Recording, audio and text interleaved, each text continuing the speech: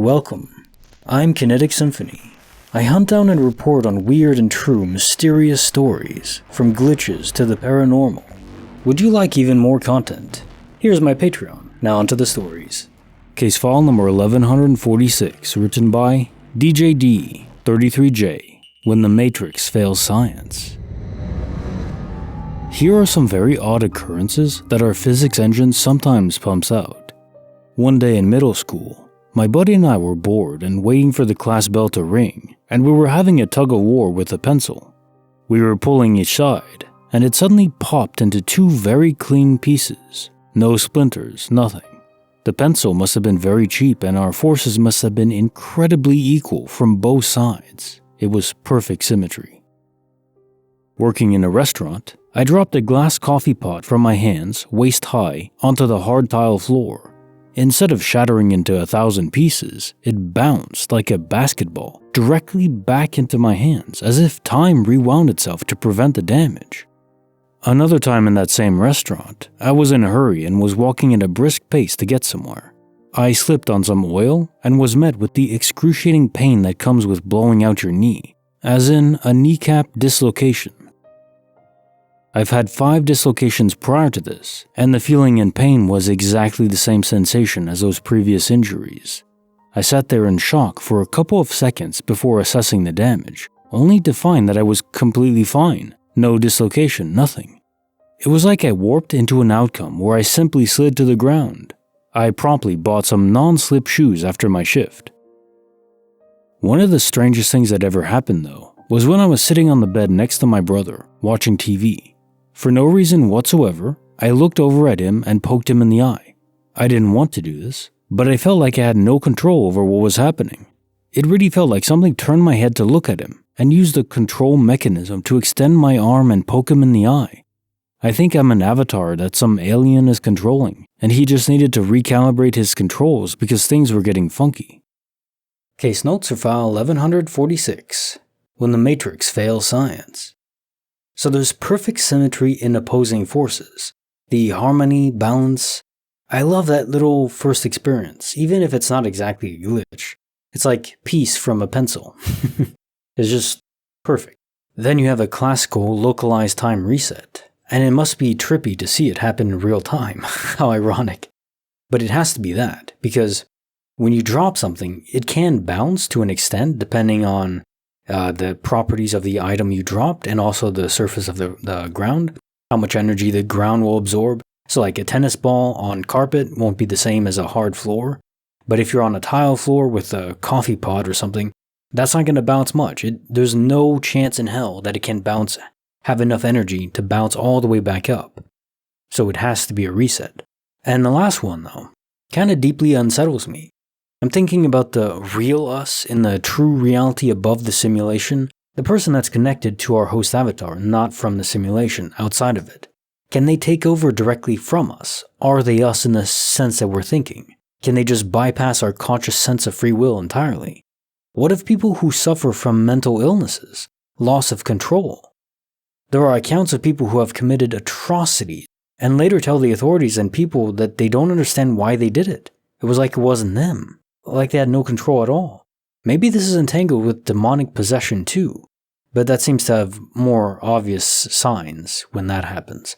This seems more fickle, random, or very acute, short-lasting. No matter what though, the idea of not having control of yourself is freaky to me. Case file number 1147, written by blueshiftglass, The Knife That Vanished into Thin Air. I was in the kitchen with a friend. I was reaching up to the highest shelf to try to get a serving tray down.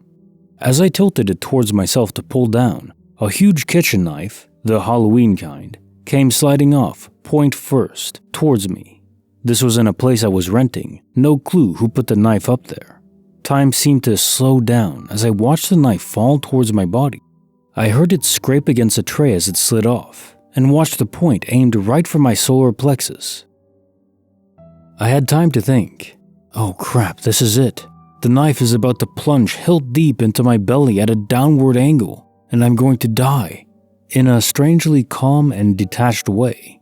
As the point of the knife touched my t-shirt, The whole knife just winked out of existence as if it had never existed. It was just there and then not. I was ready to write the whole thing off as a weird hallucination or something and question my sanity when I looked over at my friend who was standing next to me. His eyes are huge and his jaw is open, and he says, "What just happened to that knife?" I started freaking out and shaking all over. "Oh my god, you saw it too?" He saw the exact same thing I did. We looked everywhere for a knife like that in the kitchen and opened every drawer because maybe it fell somewhere and we somehow didn't see or hear it. No knife or anything like it was anywhere in the house. This was in 2007, actually the week right after Thanksgiving that year. Craziest thing that has ever happened to me. I wonder about it all the time and wish I had an answer. If anyone else has experienced anything like this, I'd love to talk. Case notes for file 1147. The knife that vanished into thin air. Oh, this is truly incredible. I was going to suggest quantum immortality, but no. Your friends saw the de-render in front of their eyes too. Wow. So there was another story of shirts de-rendering, and a suggestion to explain the loud noise that happened in the story was the air rushing in to fill the void from the de-rendered shirts. If you think about it, any object that de-renders in real time, if the object isn't there anymore, the mass that was there would be occupying space in the atmosphere, and then it's just not there, so that would create a pocket, a void of nothing. And the pressure of the air would compress it very quickly, and that would be happening so quickly, faster than the speed of sound, and then you would get a sonic boom, basically. So in this case, you don't report any noise. So I wonder if that hypothesis fits. Or maybe you were both so shocked that the noise just phased out of perception, because that's the other thing. Yeah, noise might be created, but you have to actually hear it and process it. You know, the whole, if a tree falls in the forest but no one's around, does it make a noise? Well, it does, in the classic definition of noise, sound. But if no one is there to interpret it, it doesn't really matter. Either way, I think this proves at least sometimes de-renders occur with intent. Maybe one option in the toolkit is guardian angels to protect over us.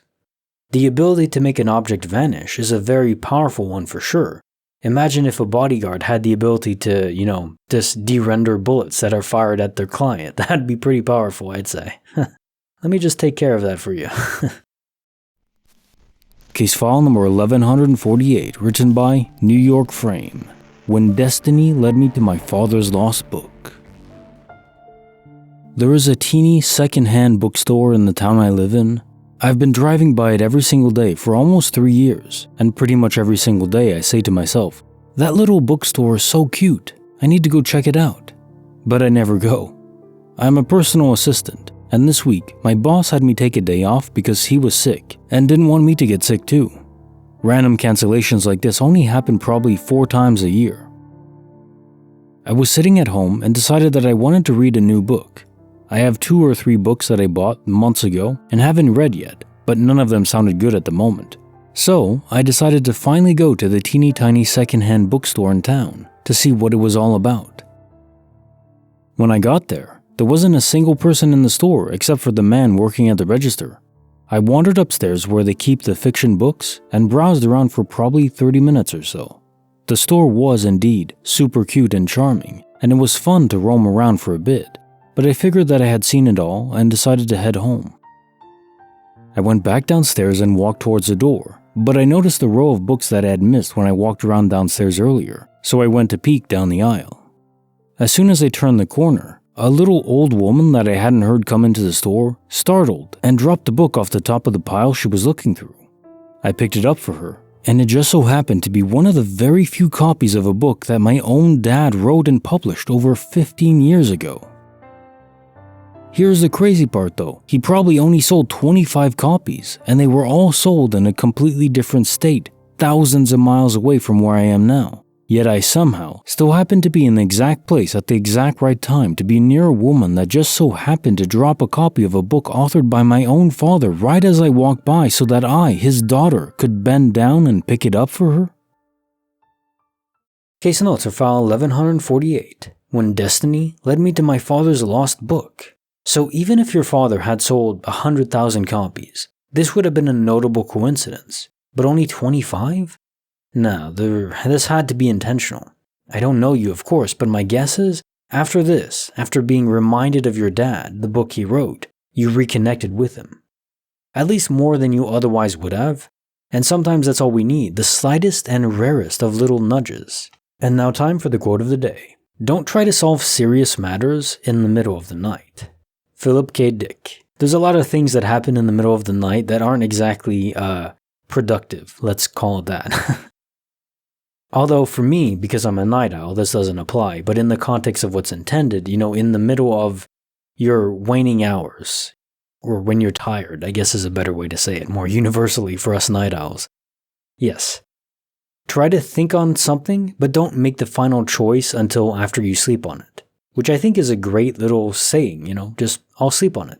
Get your mind right, refreshed, get good sleep, and then you're gonna process things much more clearly. Good advice.